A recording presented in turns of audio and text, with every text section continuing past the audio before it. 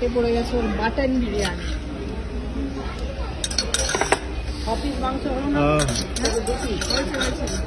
আর মার জন্য কিছু লেটকি। মার রাইসটা এখনো আসেনি বলে কি ওটা কি রাইসটা দিয়ে আর এটাতে আছে চিকেন বিরিয়ানি। এবার চিকেন বিরিয়ানি একটু দিয়ে দাও। প্রথমে আমরা ট্রাই করছি ভাত আর ভেটকিটা অনেকটাই বড়, তাই তো? এটাই হাফ ভেটকি। এতটা দুই ভাগে বিভক্ত হয়ে উঠেছে বিরিয়ানি, আর এদিকে ভেটকি আর রাইস। এত ভেটকি একা খেতে পারবে না, ওই জন্য আমি হাত লাগিয়েছি। আমরা প্রত্যেকেই হাত লাগিয়েছি একটু একটু করে। ভালো কিন্তু, ভালো কিন্তু, খুবই ভালো।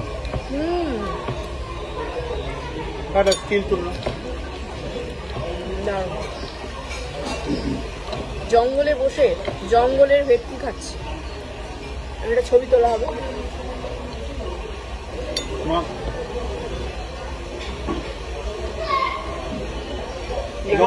জঙ্গলটা আসছে না, জঙ্গল আসছে না তো, ডাউন করে তোল।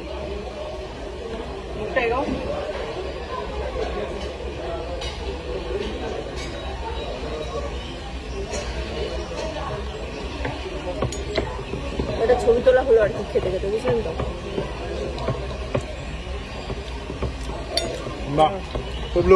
অসাধারণ ডায়েট করছে, অসাধারণ ডায়েট করছে। আমি দোকান থেকে তো শিখলাম।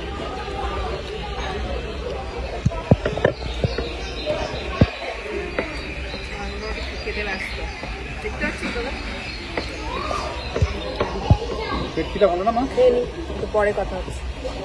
এবারে পাতে পড়ে যাচ্ছে আমার চিকেন বিরিয়ানি।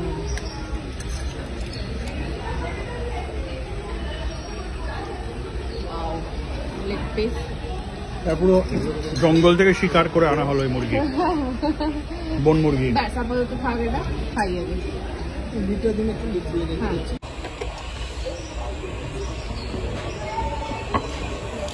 দারুণ ফ্লেভার আছে। আমার সবসময় কলকাতা বিরিয়ানির বাইরে যে কোনো বিরিয়ানি ভালো লাগে। এটা কি কলকাতার বিরিয়ানি? লখনৌ বিরিয়ানি। এটা অ্যাকচুয়ালি কলকাতার বিরিয়ানি হচ্ছে লখনৌ বিরিয়ানি, মানে ওখান থেকে এসছে। তারপরে ওটা খুব মানে এমন হয়ে গেছে, ওটার আলাদা করে একটা কলকাতার স্টাইল হয়েছে।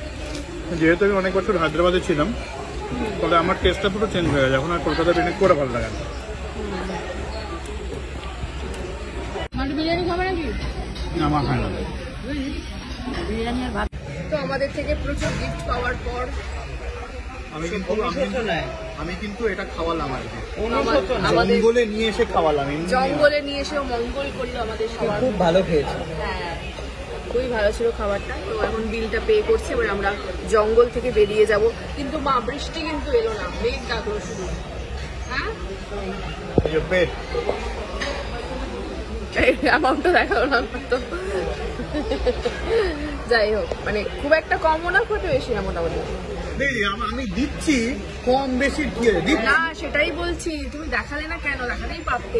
ভাবছি আমার বাড়িতে নিয়ে যাচ্ছি প্যাক করে। সে তো খেতে পারি না বেশি, তাই।